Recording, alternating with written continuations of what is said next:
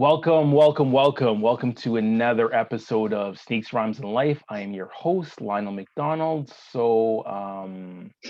Today's guest, longtime associate, but now friend, because she doesn't work for the company that I work for, Tamara. Tamara, welcome. Tamara is for those that don't know her, still very much big into sneakers and a massive fan of the WNBA. For those that were watching on YouTube, you will see the array of jerseys. I do not know anyone that has that many WNBA jerseys, but she's got some of the best people in the league, including my favorite player, Sue Bird. So we will get to the WNBA conversation shortly. But Tamara, how are you? How things going?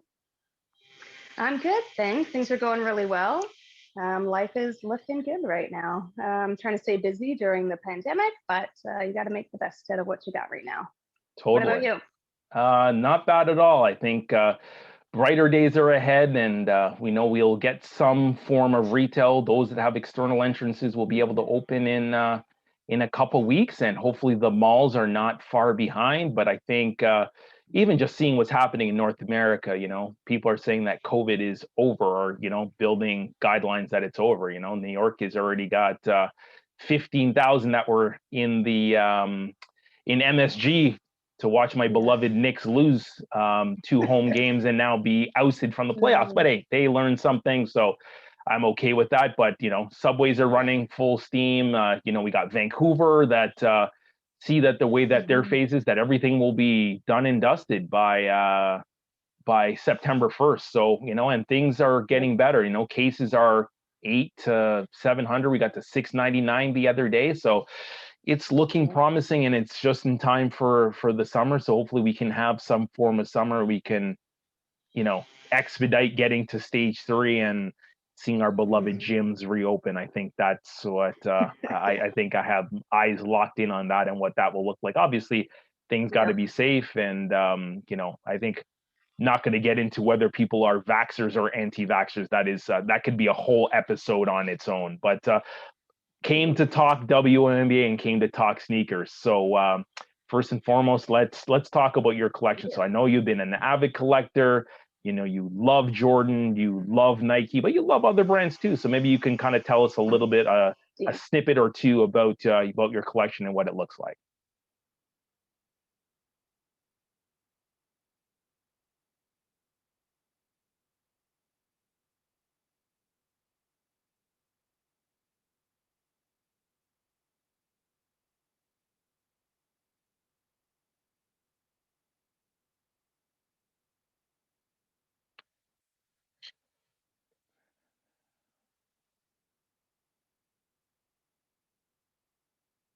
Oh, maybe a small technical difficulty. There you are. You're back. No worries. Gone. You're back now. All right. Let's talk about that sneaker collection. Yes, sneaker collection. I don't know. I started out and I just didn't really think that it was like a thing. I just really liked shoes and sneakers, and it just kind of evolved into a collection, I guess, from there. Sitting at about 225 pairs now.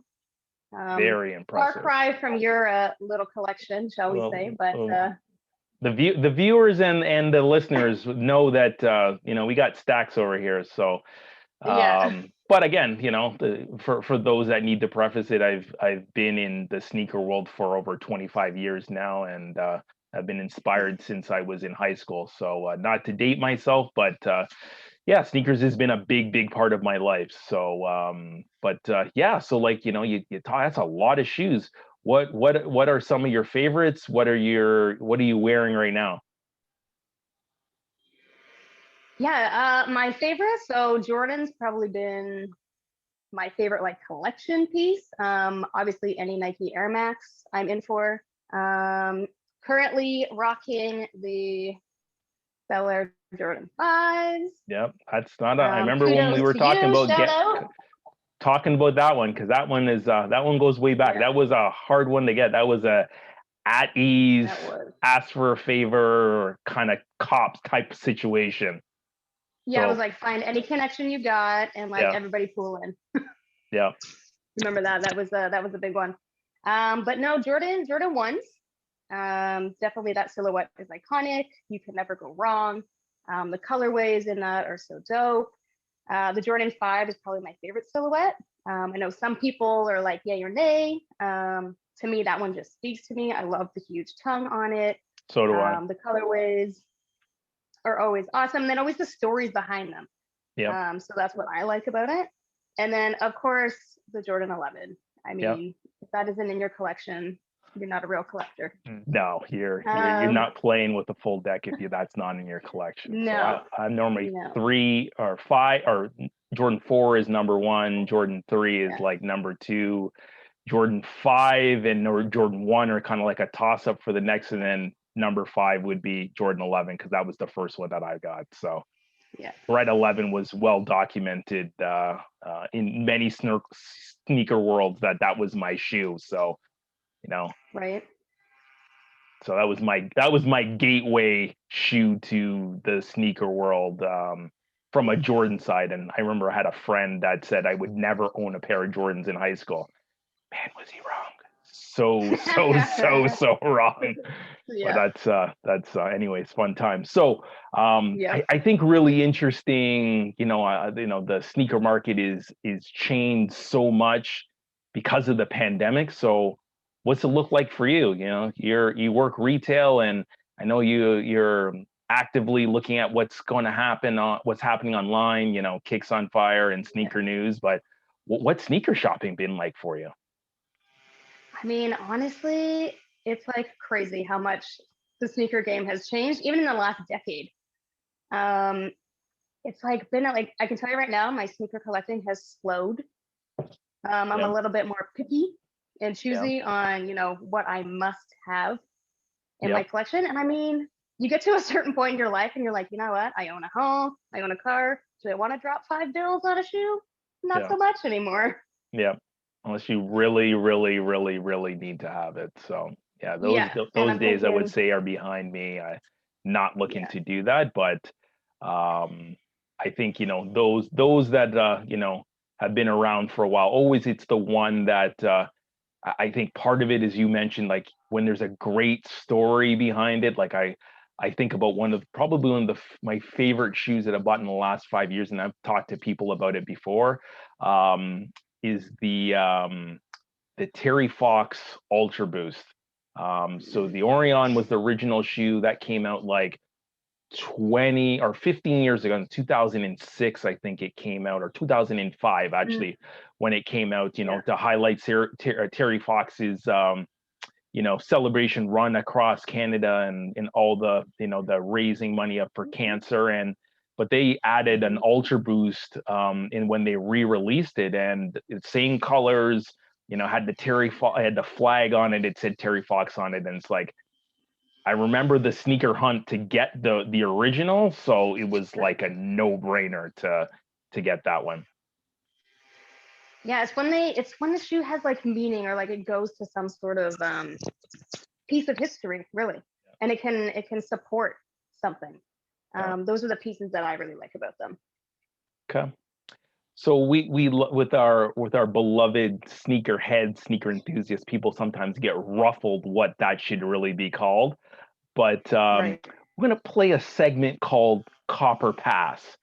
So what I will do is kind of take some of the summer heat that's coming, and not to say that you have an open bank account to buy what you want, but what if we look at really good access to buy something?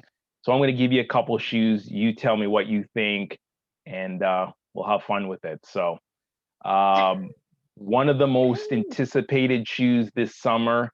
First time it's been on the market since 2006, and it was on the market for a limited way, is the Jordan 4 Lightning Copper Pass.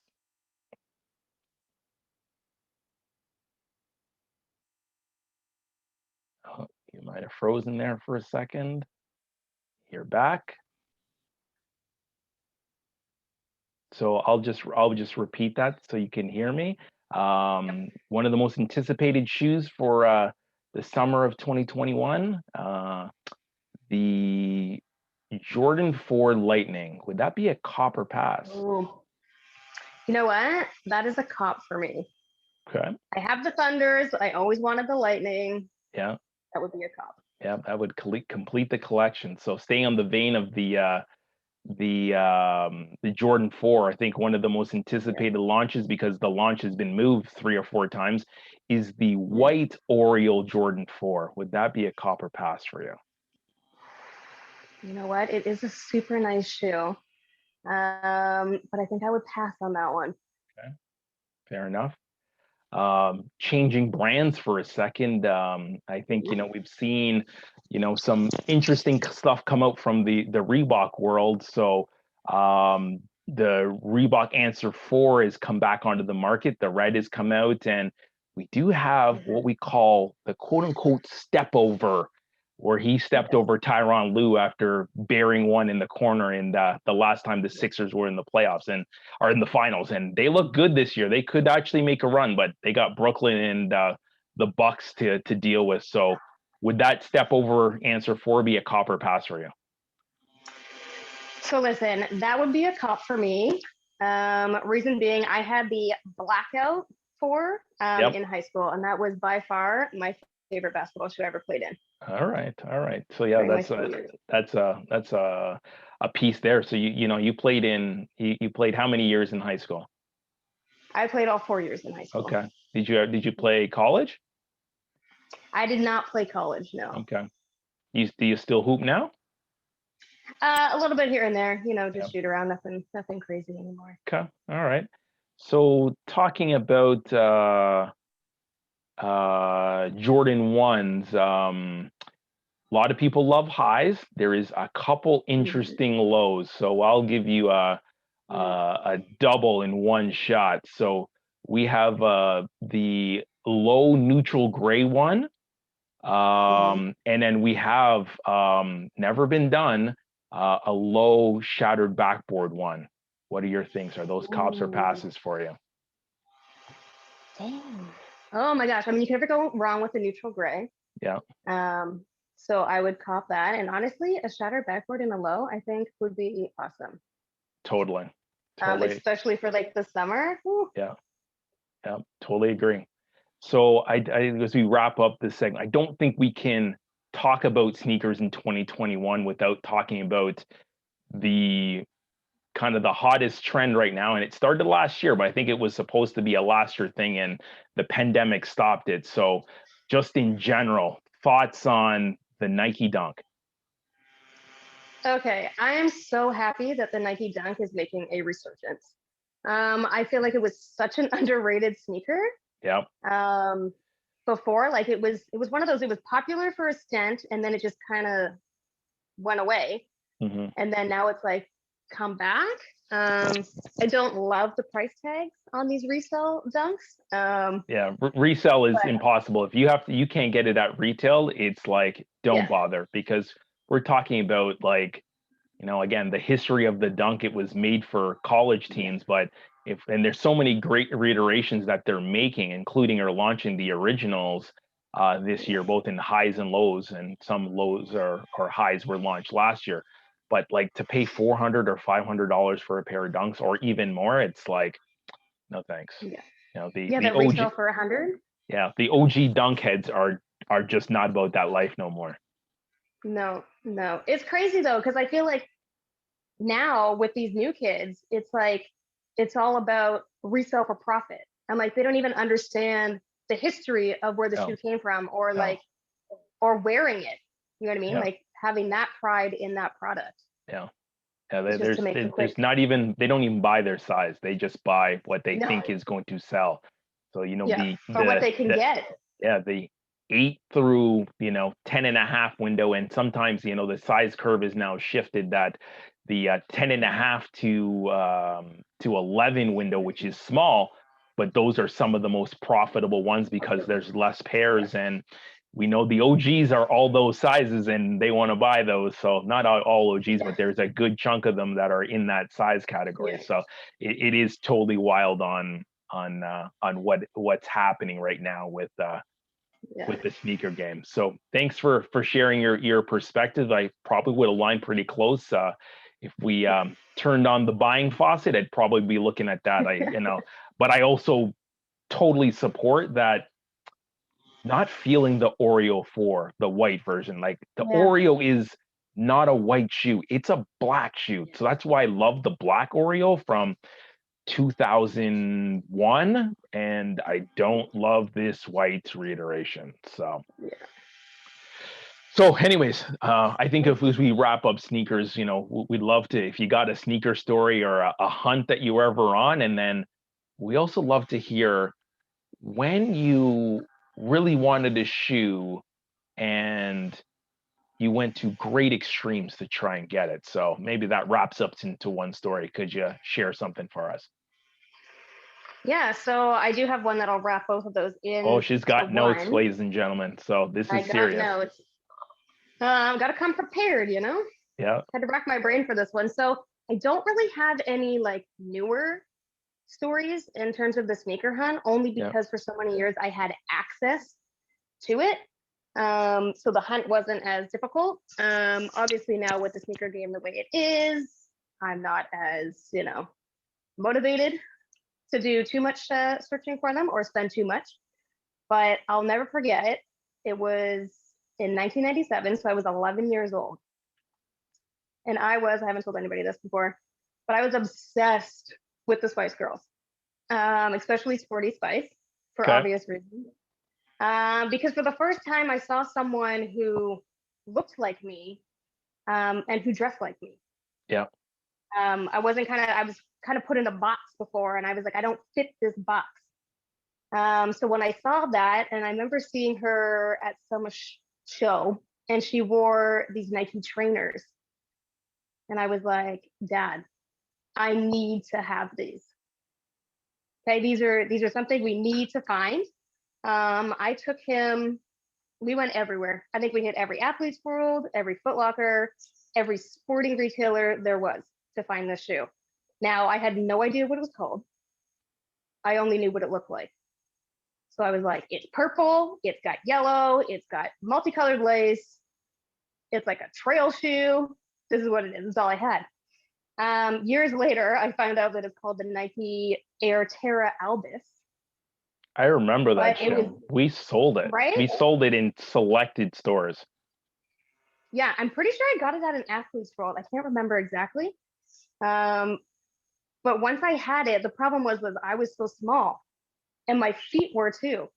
So we bought this shoe in the smallest size we could get, and I had to wait 3 years before I could fit into the shoe. Oh my gosh! Wow, that is something.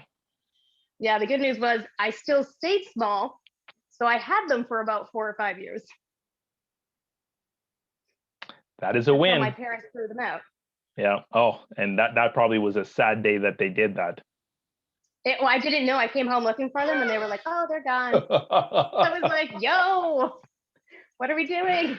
Oh yeah. That sounds like my wife throwing something out that I really wanted to keep, and it's like, why is that in the garbage? I needed that. Yeah.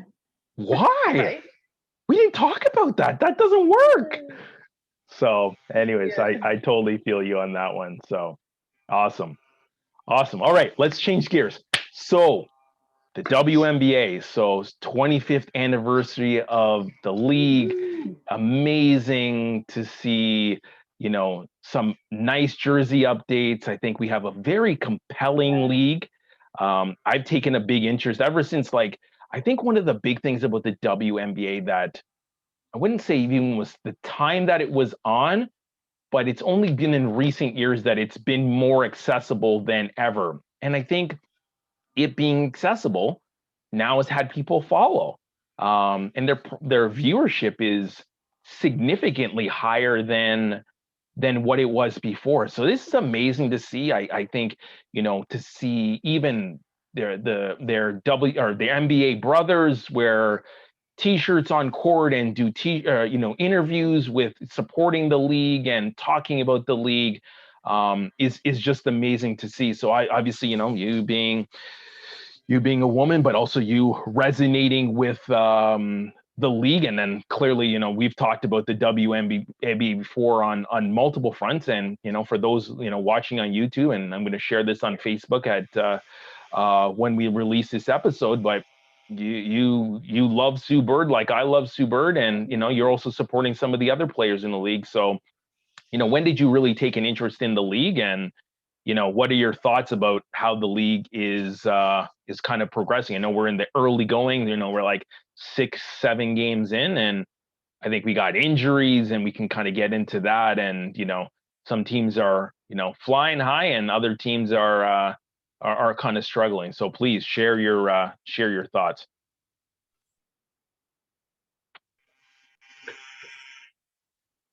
So go ahead and share your thoughts on what's happening so far with the league.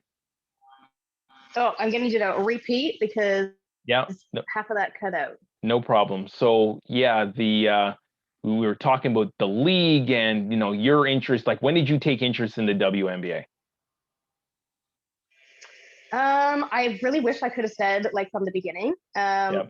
But because of the accessibility, it just wasn't there, especially in Canada. Yeah. So I really started it was about 2002. When I was in high school, and it was really because Sue Bird got drafted number 1 to Seattle Storm in that draft. And so from there, it was like always watched it, but there was a gap between years where, again, the accessibility just wasn't there. The coverage wasn't there. Yep. So really kind of ramped up again at about, I say 2018 is when it kind of became more popular, and like you had more access. So it was something that you could really kind of focus on as well as push. So I think, much like you're saying, I think the accessibility really over the last few years, and that really kind of brought it to the forefront. I think even for all things considered, the pandemic and the wobble, as it was called, was something to watch. Like you couldn't really, baseball was still trying to figure things out. NBA was playing in the middle of the summer, which is not normal. Like they're normally done by July, and we're talking about the draft and free agency and all of those types of things. The draft is normally a little earlier, but free agency is kind of the hot commodity in July. But WNBA and the NBA were flying high because that was like the only game in town, the only league that could kind of figure out. Hockey took its time to move forward on what that would look like. So, what are your thoughts on the league and how the league has started so far? We know we got Seattle is defending champs and are absolutely crushing it with only one loss, and we know Connecticut, although it's funny that we our favorite team for different reasons is Phoenix. But Connecticut is rocking, and they're 7-2. So what are your early thoughts on the league so far? Yeah, I think the league is starting off really strong. They're definitely continuing the momentum that they had in 2020. Yeah.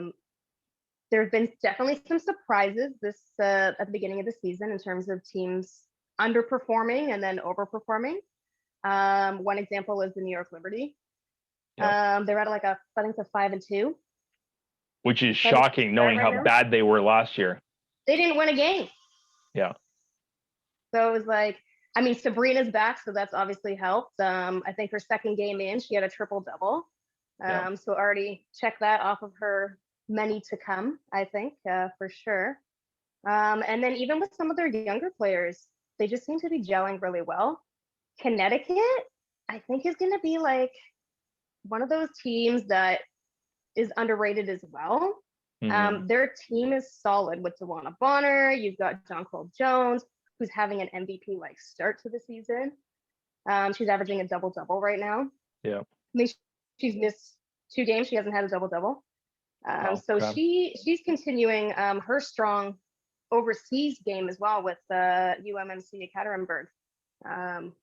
That she played really well there. So she's continuing because we didn't see her in 2020. She opted out. So it's been nice to see that. Phoenix, one of those teams, like talent on paper is crazy. Obviously, they're missing Diana Taurasi right now due to a sternum fracture. Bria Hartley still out with her knee injury from last year. But with Skylar, Kia Nurse, and Brittany Griner, this team, as soon as they get all their pieces, this team's going to be unstoppable. Yeah. Like their record doesn't show where they should be at. Totally. Like they will, like, again, it's we've talked about it before, is like, it's almost like you kind of, I would compare them almost to like the Brooklyn Nets into a certain sense. Is like, is there enough basketball for Brittany needs it down low, Skylar needs the ball in her hand, and then Diana needs to, run from the wing, and then I guess Kia just stands in the corner and waits for her to shoot a three from the corner, because that's where she's going to get her shots. But that's just so much talent on one team. Yeah, and you just have to think defending that team. It's like, there's no, who do you not defend? Like if you have to do a pick and pop, who are you leaving? Are you going to leave Diana at the three? No. Are you going to leave BG for an open layup? No. Or a dunk? I mean, we saw her she threw one down on Saturday, right? So you did, one already. So and she's playing well. Yeah. But I think if and I don't know where you kind of think about MVP. Obviously, we talked about Sabrina and how amazing she is playing. But I think, first and foremost, I see that Sue Bird in the jersey in the back, and I think of her teammate Stewie is just playing out of her mind, and we know she is incredibly talented. And for those that don't know who Stewie is, Miss Stewart is absolutely incredible right now. She's had the most 25-point plus games. She was player of the week 2 weeks ago. I think she was player of the month to start the season. So she is just playing out of her, and it's like the ball in her hand, and she can do anything. She can put it on the floor. She can play with her back to the basket at 6'4". She can shoot the three, and she can mix it up on the glass. So I don't think I've seen anyone play better than her right now. And she doesn't always need the ball in her hand because she has the going point guard, riding shotgun with her as she's 40 years old and looks like she's 25 still. So what are your thoughts on who is playing out of these MVP contenders? I mean, Breanna Stewart is definitely my front runner for MVP. I think she's got a little bit of a chip on her shoulder for missing out last year to Asia Wilson, who 100% was well deserved. They both had really good seasons, but she's got a little bit of a chip on her shoulder, and I think she wants to prove something, especially coming up after that Achilles injury. Yeah. And playing some of the best basketball of her career. Yeah. So like you mentioned before, she's had 69 25-plus point games since 2016, which is the most or the fastest in NBA history, WNBA history. Yeah. So and then if you've got Sue Bird on your team, doesn't matter what you do. Yeah. If you're open, she will find you. And at 40 years old, I mean, that is something that needs to be talked about more often. I like to play at such an elite level. And still contribute to her team and lead her team the way that she has in 3 different decades and win championships is unheard of in sports in general, across the board. I agree. So, like in my eyes, many that do not follow the WNBA or do not know enough about Sue Bird, like this is really like the equivalent of LeBron playing at this elite level in year 18. Now, sure, he's slowed by this high ankle sprain, but go back to last year. And this is LeBron that we were talking about that should be league MVP, and Giannis won.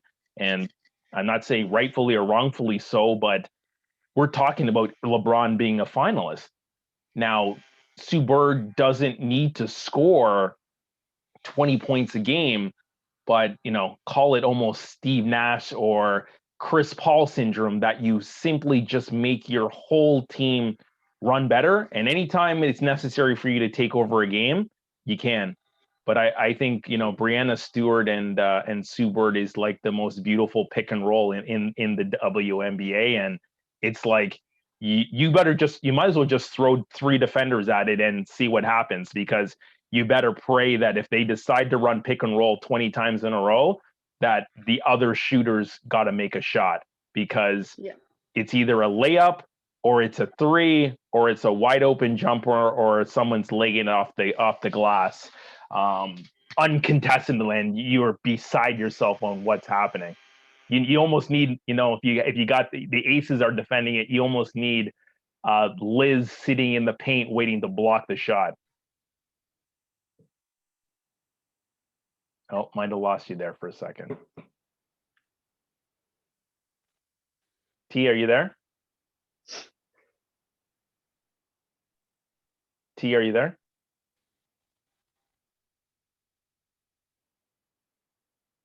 Oh, we might have lost her there. So let's just see if she comes back. Oh, there she is. There you go. So again, I was Wi-Fi today. Yeah. So I was saying, you know, it's the most beautiful pick and roll in the league, and it's a layup, it's a jumper, it's a 3.